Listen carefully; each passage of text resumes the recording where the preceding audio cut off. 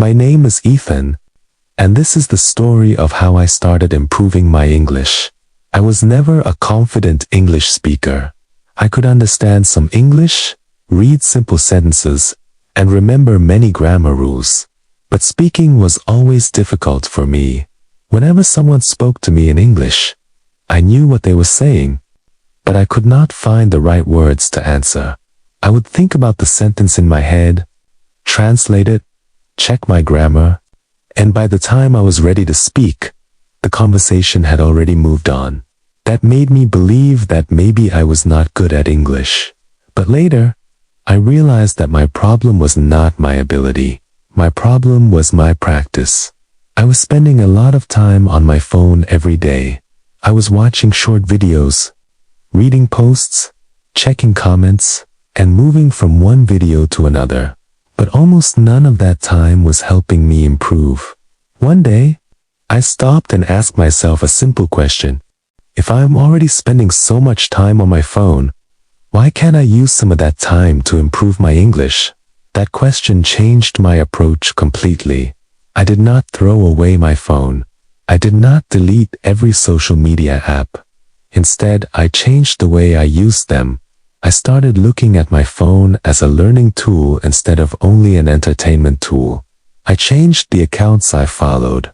I started following English teachers, English speakers, vocabulary pages, pronunciation channels, and people who shared useful conversations. Slowly, my feed started looking different. Instead of seeing only random videos, I started seeing English phrases, conversations, pronunciation tips, vocabulary lessons, and short stories. I had created a small English environment without leaving my home. At first, I made one simple rule. I would not just watch an English video. I would do something with it. If I heard a useful sentence, I would pause the video and say the sentence out loud. For example, if someone said, "I need some time to think," I would repeat it. Then I would create my own sentences. I need some time to think. I need some time to finish this. I need some time to understand this. This small activity made a big difference because I was not only listening anymore. I was using the language. I soon learned that watching English and speaking English are two different things. You can watch English videos for hours and still feel nervous when you have to speak. Listening helps you understand English. Reading helps you recognize English. But speaking requires you to open your mouth and produce the language. So I started speaking every day. Sometimes I spoke for only 5 minutes. Sometimes I spoke for 10 minutes. I talked about my morning, my plans, my work, my goals, and things I had learned. I did not try to sound perfect. I just tried to keep speaking. In the beginning, I made many mistakes. Sometimes my grammar was wrong. Sometimes I forgot simple words. Sometimes I stopped in the middle of a sentence because I did not know what to say next. But I continued. I slowly understood that mistakes were not proof that I was bad at English. Mistakes were proof that I was practicing. This changed my mindset. Earlier, I was trying to avoid mistakes. Now, I was using mistakes to learn. Whenever I made the same mistake again, I wrote it down. I would find the correct sentence and practice it several times. For example, I once used the sentence, "I am agree." Later, I learned that the natural sentence is, "I agree." It was a small correction, but it taught me something important. English is not always about translating every word from your first language. Sometimes you need to learn complete expressions and sentence patterns. So I started collecting useful sentences instead of memorizing huge lists of words.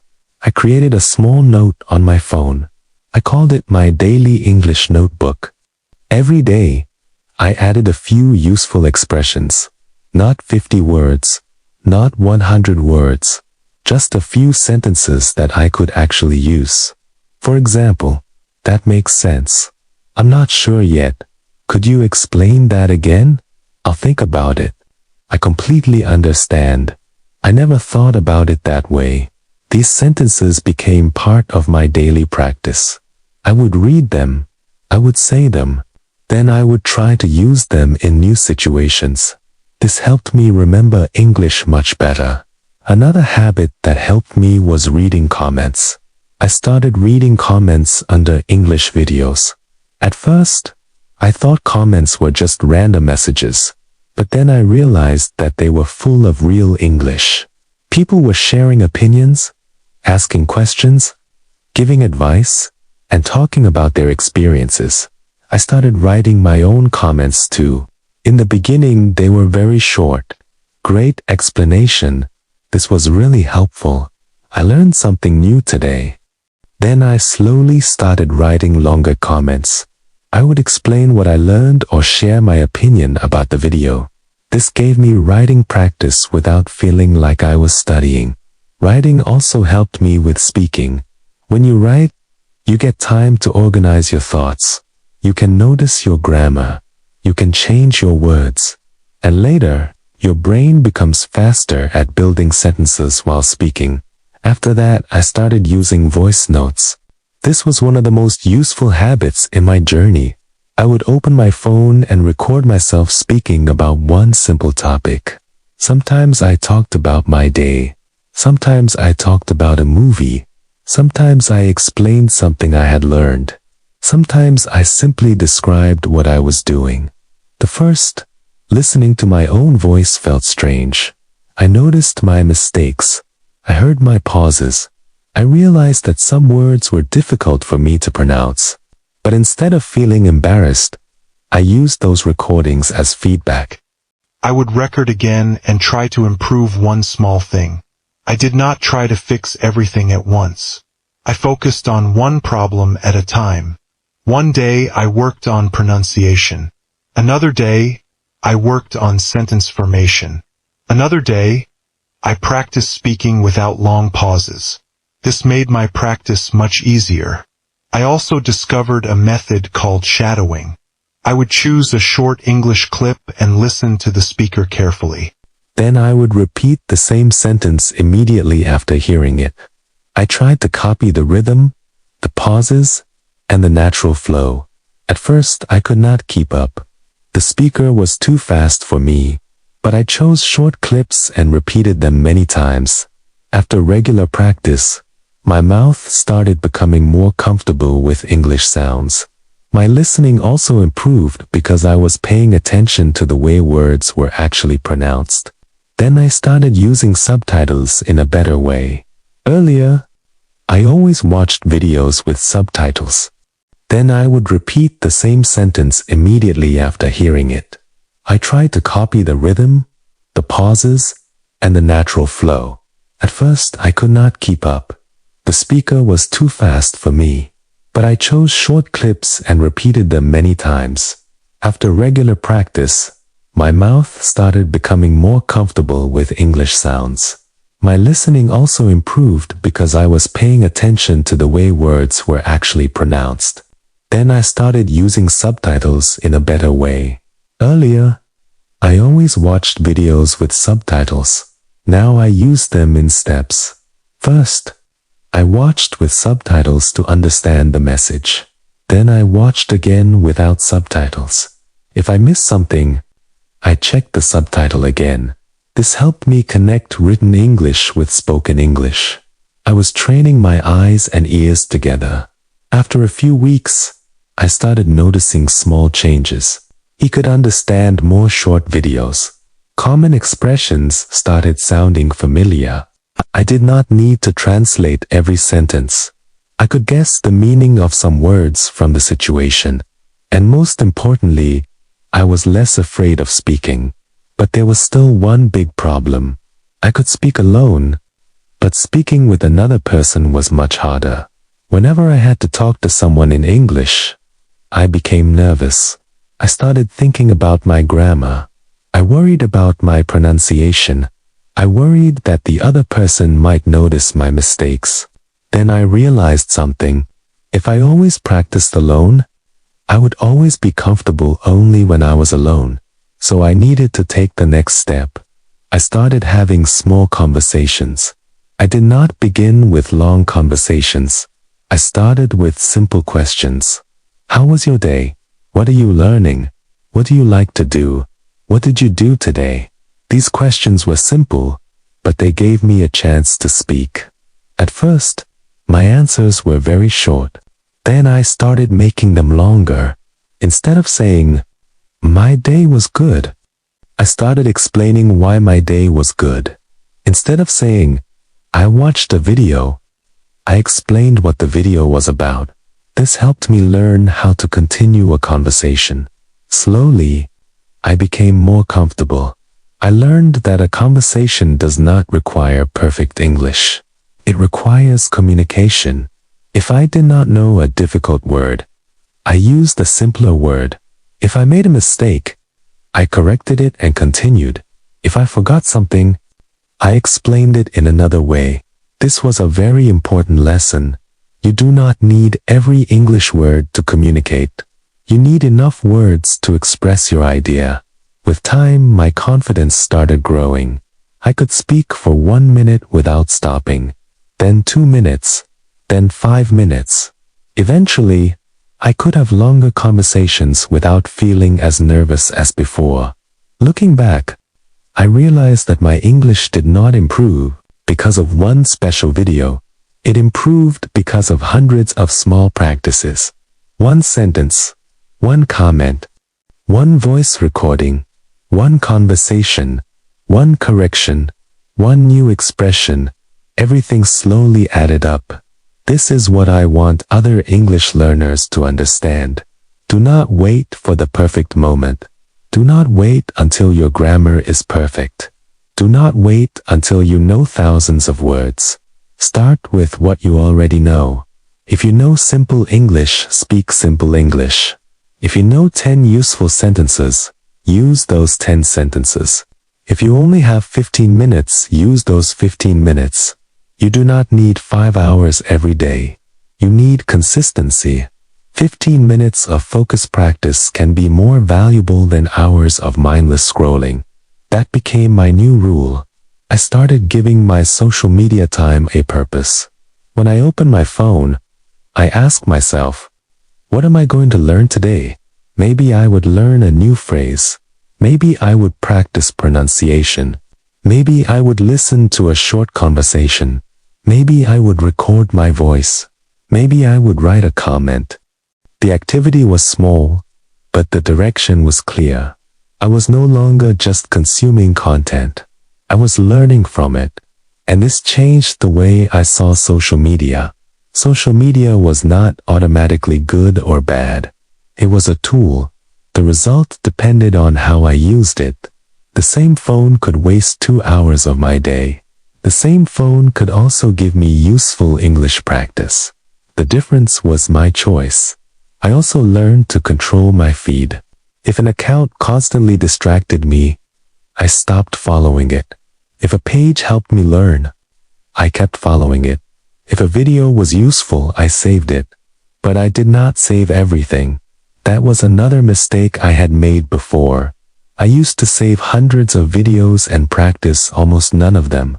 Now I saved only content that I planned to use. This made my learning more organized. I also started revisiting old lessons. Instead of always looking for something new, I repeated useful content. Repetition helped me remember. The more I heard a useful sentence, the more natural it became. The more I spoke it, the easier it became to use. This taught me that learning English is not a race. You do not have to learn something new every minute. Sometimes you need to repeat what you already learned. After several months, I started noticing a bigger change. English was no longer something I studied only at a certain time. It was becoming part of my daily life. I heard English in videos. I read English in comments. I wrote English in messages. I spoke English in voice notes. I thought about English during my daily activities. This constant exposure made English feel more familiar, and that familiarity slowly reduced my fear. The biggest change was not that I suddenly became perfect. I still made mistakes. I still forgot words. I still had moments when I needed time to think. But I was comfortable with the process. I was no longer ashamed of making mistakes. I was no longer waiting for perfect English before speaking. I had finally understood that confidence comes from action. You do not become confident and then start speaking. You start speaking, and slowly you become confident. That lesson changed my life. Today, when I think about my old English, I do not feel embarrassed. I feel grateful. That version of me taught me that improvement is possible. I did not have a perfect teacher. I did not have a perfect environment. I did not have unlimited time. I simply used the resources that were already around me. My phone, my internet, my voice, my time, and my willingness to practice. That was enough to begin. So if you are learning English right now, I want you to remember my journey. Your English does not need to be perfect today. It only needs to be better than yesterday. Learn one useful sentence today. Speak it out loud. Use it in your own example. Write it down. Record yourself. Listen again. Find your mistake. Correct it. And try again. Tomorrow, do not underestimate small practice. One sentence today may become a natural sentence 6 months from now. 1 minute of speaking today may become 10 minutes later. One small correction today may prevent the same mistake hundreds of times in the future. Your progress may feel slow in the beginning, but slow progress is still progress. Keep going. And if you already spend time on social media, try changing the way you use it. Follow content that helps you. Listen to English. Read English. Repeat English. Write English. Speak English. Turn your feed into a learning environment. Turn your phone into a practice tool. Turn your free time into an opportunity. But most importantly, do not only watch. Participate. Repeat what you hear. Answer questions. Write your thoughts. Record your voice. Talk about your day. Explain what you learned. Have small conversations. Make mistakes. Correct them. And continue. That is how my English journey changed. It did not happen overnight. It happened through small actions repeated again and again. My English improved because I stopped waiting and started practicing. My confidence improved because I stopped hiding and started speaking. My mindset improved because I stopped looking for excuses and started looking for opportunities. And that is the real lesson of my journey. You may not need more time. You may need to use your existing time better. You may not need more resources. You may need to use the resources you already have. You may not need to become perfect before you speak. You need to speak so you can become better. So start today. Choose one English video. Learn one useful sentence. Repeat it 5 times. Create your own example. Record your voice. Listen to yourself. Then do it again tomorrow. One day, you will look back and realize that your English did not change because of one big moment. It changed because you kept taking small steps when nobody was watching. My English journey started with a simple decision. I decided to stop using my phone only for entertainment and start using it for growth. That one decision changed my habits. My habits changed my practice. My practice changed my English. And my English changed my confidence. So your journey can start today too. You do not need perfect English. You do not need perfect pronunciation. You do not need perfect grammar. You only need the courage to begin. Speak slowly. Speak simply. Speak with mistakes. But speak. Because the English you are practicing today can become the confidence you carry tomorrow. And one day, you may look back at your old self and realize that the person who was once afraid to speak finally found his voice. That is what happened to me. And if I could improve step by step, you can improve too. This is my English journey. And maybe your English journey can begin today.